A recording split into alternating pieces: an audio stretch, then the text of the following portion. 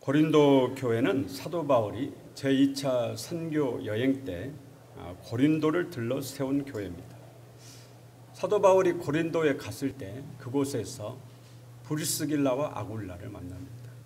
그래서 사도 바울과 브리스길라와 아굴라가 마음을 다해서 고린도 시민들에게 복음을 전하고, 사도 바울이 여기서 1년 6개월 동안 이 예수님을 믿겠다고 모여든 사람들을 하나님 말씀으로 가르치죠. 그렇게 해서 교회가 세워지고 사도 바울은 다른 사역지로 가게 됐습니다. 그런데 바울이 떠난 후에 고린도 교회 안에는 수많은 문제들이 생깁니다. 우리가 고린도 전후서를 읽어보면 오늘날 교회 안에 있는 모든 문제는 고린도 교회 안에 다 있다 해도 과언이 아닐 만큼 고린도 교회는 수많은 문제로 몸살을 앓았습니다. 먼저는 적어도 4개의 파로 교회가 분리가 되어 있었습니다. 바울파, 아볼로파, 게바파, 그리스도파. 나는 바울파다. 나는 바울을 따르는 사람이야. 나는 바울파야. 나는 아볼로파. 나는 베드로를 따르는 게바파. 나는 이것도 저것도 아닌 나는 그리스도파다. 이렇게 4개로 교회가, 교인들이 4파로 이렇게 분리돼 가지고 니파 네파 그러면 싸우는 겁니다. 얼마나 교회가 힘들었겠어요. 이뿐 아니라 교회 안에서 근친 상간도 있었어요. 심지어는 아버지의 첩하고 결혼한 자도 있었어요. 교인. 음행의 문제, 이혼의 문제, 술 취함, 제사 문제, 우상 숭배, 은사의 문제, 수많은 문제들이 고린도 교회 안에 있었습니다. 성경에서 가장 많은 문제 있는 교회가 어디냐? 고린도 교회라고 말할 수 있습니다. 또 고린도 교회는 사도 바울의 마음을 정말 아프게 한 교회입니다. 고린도 교회가 수많은 문제로 어려움을 겪게 되자 사도 바울이 이 문제를 해결하기 위해서 직접 고린도 교회를 방문합니다. 그런데 뜻밖에도 고린도 교회 안에서 주도권을 잡은 일부 세력들이 바울도 사도냐? 바울은 사도가 아니다. 받아주질 않는 거예요. 그래서 사도 바울이 눈물을 머금고 고린도를 떠날 수밖에 없었어요. 그래서 사도 바울이 방문을 할 수가 없으니까, 만나서 얘기할 수 없으니까 편지를 써서 고린도 교회에 보냅니다. 이 편지를 성경학자들은 눈물의 편지라고 그렇게 말하는데 아직까지 이 편지가 발견되질 않았어요. 이 눈물의 편지는 고린도 전서와 고린도 후서 사이에 분명히 쓰여졌던 편지입니다. 감사하게도 이 눈물의 편지를 받고 고린도 교인들이 회개하고 마음을 하나로 해서 그 악한 자들을 물리치고 교회를 회복해 가기 시작하는 거죠. 이런 모든 일련의 과정이 고린도 전서와 고린도 후서에 다 기록이 되어져 있습니다. 오늘 우리가 읽은 고린도전서 15장을 부활장이라고 그럽니다. 여러 가지 문제 중에서 사도 바울이 부활에 대해서 말씀하고 있습니다. 고린도전서 13장은 사랑장, 14장은 은사장, 15장은 부활장. 그렇죠. 고린도 교회 안에는 부활을 믿지 않는 성도들이 있었습니다. 우리의 신앙의 핵심이 뭐예요? 부활이거든요. 기독교 신앙의 핵심은 부활입니다. 부활 빼면 아무것도 아니에요. 타종교와 똑같이 되는 거죠. 그런데 교인 중에 부활을 믿지 않는, 예수님의 부활도 믿지 않고 죽은 자의 부활도 믿지 않습니다. 오늘 12절에 보면 그리스도께서 죽은 자 가운데서 다시 살아나셨다 전파되었거늘 너희 중에 어떤 사람들은 어찌하여 죽은 자 가운데서 부활이 없다 하느냐. 부활이 없다고 믿는 교인들은 분명히 누군가에게 영향을 받았을 겁니다. 왜냐하면 사도 바울이 복음을 전할 때는 부활에 대해서 분명히 전했고 이 부활 신앙에 고린도 교회가 세워졌는데 그 후에 교인들이 변질된 겁니다. 그렇다면 누군가에게 영향을 받아서 변질된 거죠. 우리의 신앙이 변질되는 누군가의 영향을 받기 때문이에요. 저분이 좀 이상한 행동을 한다 그러면은 그분이 어느 기도원을 다녀왔다든지 어느 이상한 목사님을 접촉을 했다든지 아니면 뭐 유튜브를 통해서 안 봐야 될 것들을 유튜브를 통해서 봤다든지 그렇게 해서 변질이 되는 거죠. 사도 바울은 분명히 부활을 전했는데 부활을 믿지 않아요. 이건 변질된 거죠. 이건 누군가의 영향을 받은 거예요. 그러면 누가 고린도 교인들에게 죽은 자의 부활이 없다고 가르쳤을까요? 예수님의 부활을 부인한다든지 죽은 자의 부활을 부인하는 것은 고린도 교회 안에만 있었던 것은 아닙니다. 초대교회 여러 교회에서 발견되어지는 현상이에요. 사도 바울은 디모데후서 2장 17절에 그들의 말은 악성 종양이 퍼져나감과 같은데 그 중에 후메네오와 빌레도가 있느니라. 진리에 관하여는 그들이 그릇되었도다. 부활이 이미 지나갔다 하므로 어떤 사람들의 믿음을 무너뜨리니라. 부활이 없다, 부활이 지나갔다, 이런 성경과 다른 가르침을 쫓고 전하는 자들을 우리는 이단이라고 말하죠. 잘못된 신앙을 가지고 있고 전하는 자를 이단이라고 우리가 그렇게 말해요. 그렇다면 죽은 자의 부활을 부인하는 이 이단 사상은 어디에서 왔느냐? 그것은 초대교회에 가장 큰 피해를 줬던 이단 영지주의에서 온 겁니다. 이단 영지주의는 하나의 큰 원칙을 가지고 있어요. 영은 선하고 인간 안에 들어있는 영은 선하지만 이 육체, 이 몸은 악하다라는 거예요. 영은 선하고 육은 악하다. 이런 이원론이라고 그러거든요. 우리 영이, 여러분의 영이 여러분 몸 안에 현재 갇혀있다, 그렇게 보는 거예요. 그래서 이 육체를 영의 감옥이라고 그렇게 생각합니다. 그런데 사람이 죽으면 영이 육체에서 떠나게 되잖아요. 그래서 감옥에서 해방된 것이 죽음이에요. 그런데 다시 부활하면 어떻게 돼요? 부활하면 영이 육체 안으로 들어오는 거잖아요. 그러면 돼요, 안 돼요? 논리적으로 안 맞단 말이에요. 왜냐하면 육은 악하니까 이 감옥 속으로 영이 다시 들어오면 안 되잖아요. 그러니까 부활이 있을 수가 없는 거죠. 부활이 없다. 예수님이 인간의 몸을 입고 이 땅에 오신 것을 영지주의는 있을 수가 없어요. 왜냐하면 인간의 몸 육체는 악한 것인데 이건 육체 영의 감옥인데 선하신 영이 하나님이 어떻게 악한 육체 안으로 들어오냐? 이게 있을 수 없다. 그래서 그 당시에 예수님은 실제로 존재하셨던 것이 아니고 그냥 그렇게 보였던 것, 가짜로 보였던 것. 그래서 이것을 가연설이라고 그렇게 얘기합니다. 영주주의는 그런 이단이에요. 그래서 영주주의 이론에 의하면 부활은 있을 수가 없는 거예요. 왜냐하면 이 육체가 악한데 영이 다시 육체 안으로 들어와가지고 살아난다? 감옥 속으로 다시 들어온다? 있을 수가 없다라는 거죠. 바울 사도는 부활신앙에 있어 흔들리고 있는 고린도 교회 성도들에게 다시 한번 예수님의 부활에 대해서 분명하게 설명합니다. 이것이 고린도전서 15장 1절에서 11절 기록되어 있습니다. 여기서 바울 사도는 부활의 수많은 증인들을 소개하고 있습니다. 이 바울 사도의 말이 고린도 교회 성도들에게 상당히 설득력이 있었어요. 왜 설득력이 있었느냐? 그 중에 다수가 지금 우리 곁에 살아있느니라. 예수님의 부활을 직접 목격한 많은 사람들이 사도 바울이 이 편지를 쓸 당시에 살아있었대요. 살아있어요. 여러분, 예수님 부활하셔서 곧바로 하늘나라로 가신 것이 아니죠. 40일 동안 이 땅에 머물면서 제자들과 함께 하셨습니다. 40일 동안 많은 사람들이 부활하신 예수님을 만났죠. 적어도 500여 형제, 500명이 넘는 사람들이 부활하신 예수님을 만났어요. 그런데 오늘 사도 바울의 말에 하면은 그들 중에 다수가 현재 우리 곁에 살아있다라는 거예요. 그런데 고린도 교회 성도들이 보니까 실제로 예수님 부활을 목격한 사람들이 살아있거든요. 그 중에 한 사람은 누구예요? 사도 바울이잖아요. 사도 바울도 부활하신 예수님을 직접 만났잖아요. 부활의 목격자들이 내 옆에 살아있는 거예요. 내 이웃에 살아있는 겁니다. 내가 아는 사람 중에 예수님 부활을 직접 봤다라는 이런 사람들이 살아있단 말이에요. 생각해 보니까 그렇더라. 그러고 보니까 영지주의가 잘못됐더라. 부활이 없다 하는 자들이 잘못됐다. 이걸 알게 되는 거죠.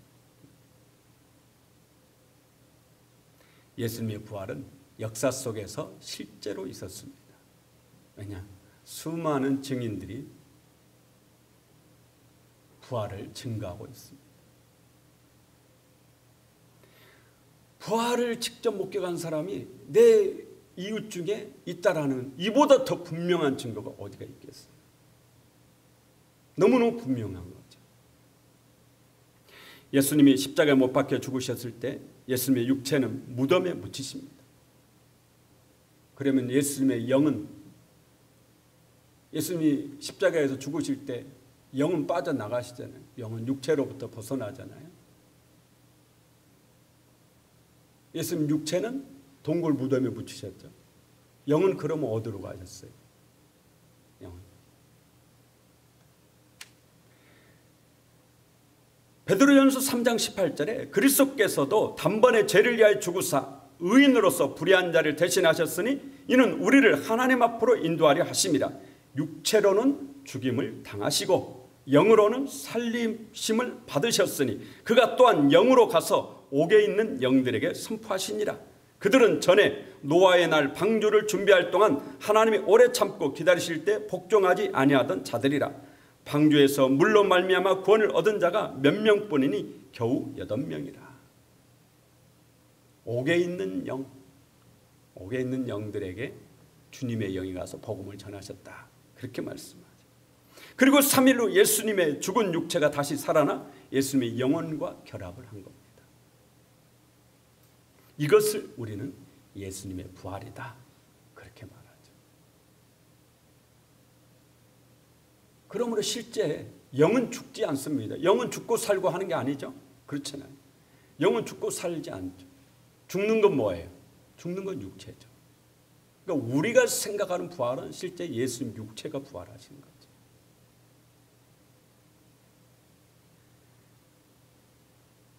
우리가 첫째 사망은 육체의 죽음이고 둘째 사망은 영은 죽지 않습니다. 영은. 또 부활한 육체도 죽지 않습니다. 더 이상. 다시 살아난 육체 죽지 않아요. 그러면 둘째 사망이 뭐냐? 둘째 사망. 우리가 생각하는 죽음이 아니고 지옥에 떨어지는 것을 성경은 둘째 사망이라 그렇게 말합니다. 예수 믿는 사람에게 부활은 너무나 소중한 겁니다. 우리 기독교 신앙의 핵심이 이 부활 신앙이에요. 죽은 자의 부활, 이게 없다면 우리의 신앙은 헛된 것이 되고 마는 거죠. 그래서 19절에 만일 그리스도 안에서 우리가 바라는 것이 다만 이 세상의 삶뿐이면 모든 사람 가운데 우리가 더욱 불쌍한 자이리라. 부활이 없고 이 세상의 삶이 다라면 우리 예수 믿는 사람만큼 불쌍한 사람이 없다라는 거예요. 사도 바울은 원래 부잣집 아들이죠. 그러잖아요. 부잣집 아들입니다. 로마 시민권을 가지고 있었어요. 귀족이라는 얘기예요. 귀족. 당시 최고의 학자인 가말리엘 밑에서 최고의 납비가 되기 위해서 공부를 했습니다. 앞길이 창창한 젊은이에요. 그 누구보다도 세상적으로 부귀영화를 누릴 수 있는 최고의 신랑감이에요. 그런데 사도 바울이 예수님을, 부활하신 예수님을 딱 만난 이후 그 모든 것을 다 뭘로 여겼다고 그래요? 배설물로 여겼다. 똥같이 여겼다. 그렇게 말합니다. 그리고 가난한 자의 삶, 고난받는 자의 삶, 수도 없이 매를 맞고 죽을 고비를 수도 없이 넘기고 집도 없고 결혼도 하지 않았어요. 그러다가 결국에는 목이 베어져서 참수형을 당했습니다. 그런데 부활이 없다면 얼마나 억울해요. 얼마나 불쌍합니까. 모든 것을 다 버리고 세상 부귀영화 다 가지고 있던 사람이 그 모든 것을 다 버리고 그 고난의 길을 걸어갔는데 부활이 없다. 천국이 없다. 얼마나 허망하겠어요.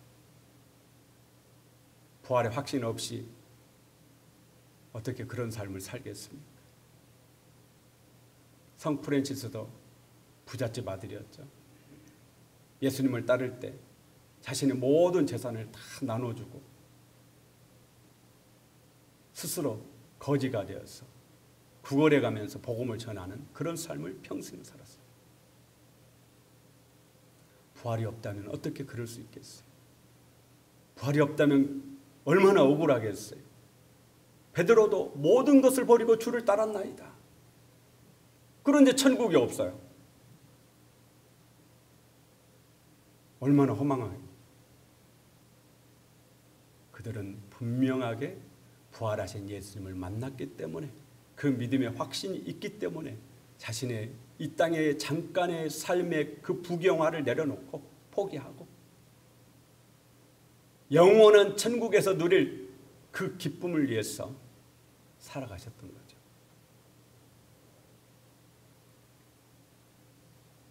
사람은 누구나 죽습니다. 저도 죽고 여러분도 죽습니다. 우리가 죽음을 피할 수가 없습니다. 그런데 죽을 때 잘 죽어야 됩니다. 가장 중요해요. 죽을 때가 가장 중요해요. 죽을 때 잘 죽어야 돼요. 가룟 유다처럼 죽으면 안 됩니다. 죽을 때 예수 부인하고 죽으면 그 사람만큼 불쌍한 사람이 어디 있어요?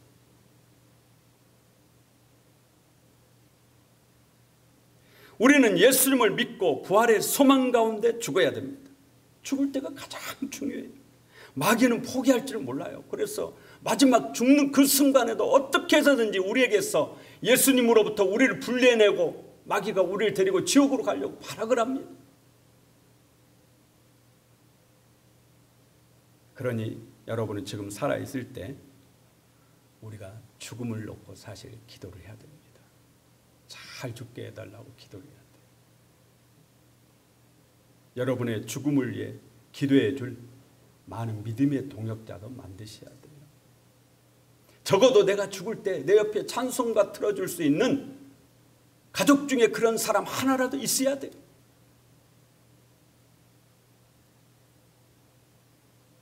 신학교 2학년 때 첫 담임 목회를 했습니다. 28살 때 교인 8명 있는 곳에 가서 시골교회 담임 전도사가 됐어요. 정말 신앙생활 잘하신 우리 여집사님 계셨는데 그분이 암으로 별세를 하셨어요. 암으로 임종을 앞두고 계실 쯤에 제가 그분에게 조언을 했습니다. 집사님, 자녀 중에 아무도 믿지 않는데 꼭 자녀들 다 불러놓고 유언으로 2가지를 말씀을 하라겠어요. 하나는 예수 믿고 천국에서 보자. 또 하나는 나 죽으면 장례식은 꼭 교회식으로 치러달라. 그리고 우리 집사님 떠나셨어요. 저는 그 장례식 가보질 못했습니다. 자녀들이 오질 못하게 해요. 어머니 유언도 필요 없대요. 어머니가 유언 분명히 하셨는데도 자녀들이 유언 듣지 않아요. 자녀가 무종교라면 모르는데 자녀가 적어도 불교라든지 타종교를 가지고 있다면 부모의 유언 소용없습니다. 왜냐하면 내 신앙하고 딱 대치가 되는데요. 저는 너무 마음이 아팠어요.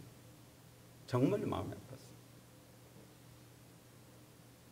여러분이 세상 떠날 때 여러분 곁에 믿음의 사람들이 많도록 여러분 주변의 가족부터 전도를 하셔야 돼요. 적어도 내가 지금 임종을 앞두고 있는데 내 머리맡에 찬송가 카세트 테이프라도 찬양이라도 틀어줄 수 있는 그런 믿음의 사람이 한 사람이라도 있어야 돼요. 그렇지 않으면 정말 죽음의 순간에 외롭습니다.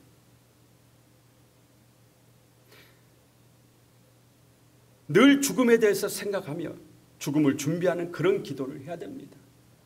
갑작스레 죽음이 여러분을 찾아오지 못하게 하십시오. 항상 천국을 소망하며 사십시오. 다시 한번 말씀드립니다. 예수님은 실제로 부활하셨습니다. 우리는 사도 바울이 전하는 부활의 증인들을 통해서 예수님의 부활이 실제 그 당시에 일어났음을 분명히 알 수가 있습니다. 수많은 사람들이 여러 차례에 걸쳐 부활하신 예수님을 만났던 겁니다.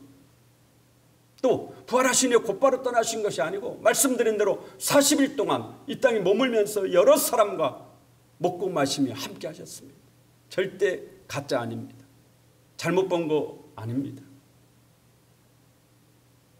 수많은 사람들이 있습니다. 성경은 말씀합니다. 예수님이 부활하신 것처럼 예수님을 믿는 여러분도 부활합니다. 다시 살아납니다. 다시 살아나서 어디에서 사느냐? 하나님 아버지가 계신 영원한 천국이 여러분의 집인 줄로 믿습니다. 우리의 진짜 집은 현재 여러분이 살고 있는 아파트가 아니에요. 현재 여러분이 살고 있는 그 집이 아닙니다. 우리의 진짜 집은 천국에 가 있는 거죠. 여러분의 고향은 현재 여러분이 태어난 그곳이 아니에요. 여러분의 진짜 고향은 본향이라고 그러죠. 천국입니다. 천국으로 돌아가는 그날 여러분은 여러분의 신분을 회복하게 되죠. 하나님의 아들이요 하나님의 딸이요 정말 하나님 나라의 왕자고 하나님 나라의 공주가 되는 겁니다. 사도 바울도 베드로도 야고보와 요한도 수많은 믿음의 선배들은 이것을 분명히 알았기 때문에 이 땅에서 자신이 가지고 있는 그것들을 다 내려놓을 수 있었던 겁니다. 이 땅에 잠깐 누리는 부귀영화를 포기할 수 있었던 거예요. 부활의 확신을 분명히 가지고 있었기 때문에, 천국의 소망이 분명히 있었기 때문입니다.